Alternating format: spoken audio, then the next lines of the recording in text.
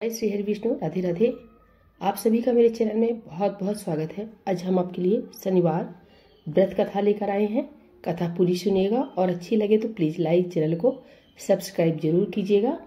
एक समय स्वर्गलोक में सबसे बड़ा कौन के प्रश्न पर नवग्रहों में वाद विवाद हो गया। विवाद इतना बढ़ा कि परस्पर भयंकर युद्ध की स्थिति बन गई। निर्णय के लिए सभी देवता देवराज इंद्र के पास पहुंचे और बोले, हे देवराज, आपको निर्णय करना होगा कि हम में से सबसे बड़ा कौन है। देवताओं का प्रश्न सुनकर देवराज इंद्र उलझन में पड़ गए। इंद्र बोले, मैं इस प्रश्न का उत्तर देने में असमर्थ हूँ। हम सभी पृथ्वी लोक में उज्जैनी नगरी में राजा विक्रमादित्य के पास चलते हैं। देवराज इंद्र सहित सभी ग्रह देवता उज्जैनी नगरी पहुंचे। महल में पहुंचकर जब देवताओं ने उनसे प्रश्न पूछा तो राजा विक्रमादित्य भी कुछ देर के लिए परेशान हो उठे। अचानक राजा विक्रमादित्य को एक उपाय सूझा और उन्होंने विभिन्न धातुओं स्वर्ण, रजत यानी चांदी, कांसा, ताम्र, सीसा, रांगा, जस्ता, अभ्रक व लोहे के 9 आसन बनवाए। धातुओं के गुणों के अनुसार सभी आसनों को एक दूसरे के पीछे रखवाकर उन्होंने देवताओं को अपने अपने सिंहासन पर बैठने को कहा। देवताओं के बैठने के बाद राजा विक्रमादित्य ने कहा, आपका निर्णय तो स्वयं हो गया। जो सबसे पहले सिंहासन पर विराजमान है वही सबसे बड़ा है। राजा विक्रमादित्य के निर्णय को सुनकर शनि देवता ने सबसे पीछे आसन पर बैठने के कारण अपने को छोटा जानकर क्रोधित होकर कहा, राजा विक्रमादित्य, तुमने मुझे सबसे पीछे बैठाकर मेरा अपमान किया है।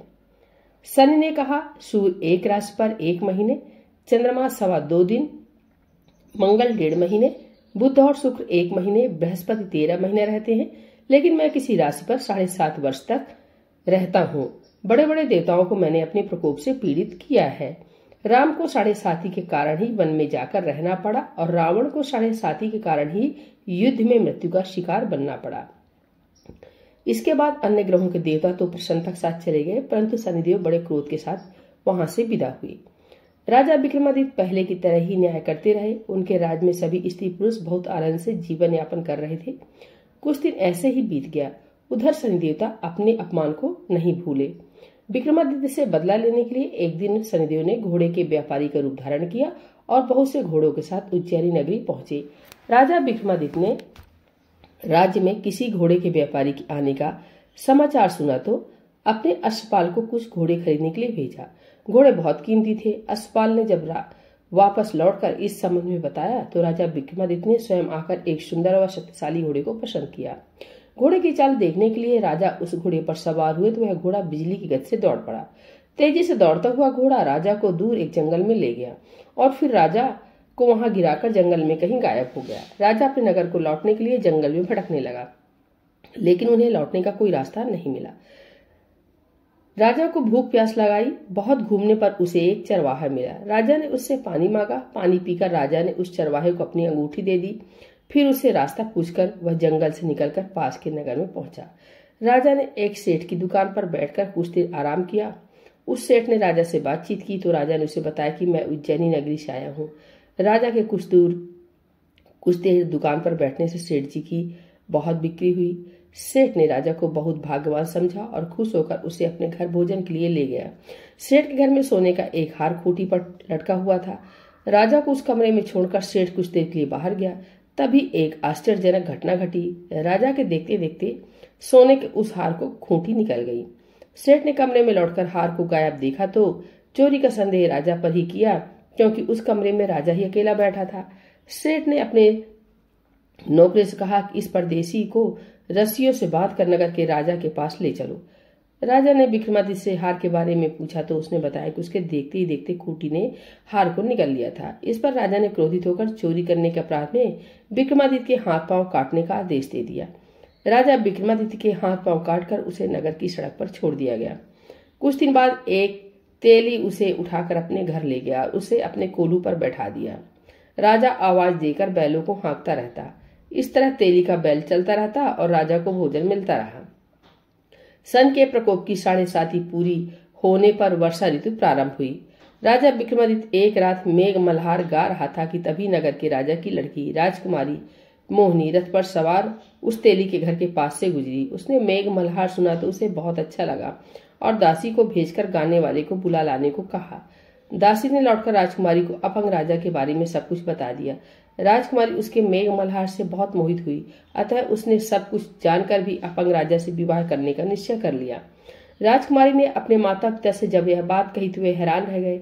रानी ने मोहिनी की ओर समझाया, बेटी तेरे भाग में तो किसी राजा की रानी होना लिखा है, फिर तू उस अपंग से विवाह करके अपने पांव पर कुल्हाड़ी क्यों मार रही हो।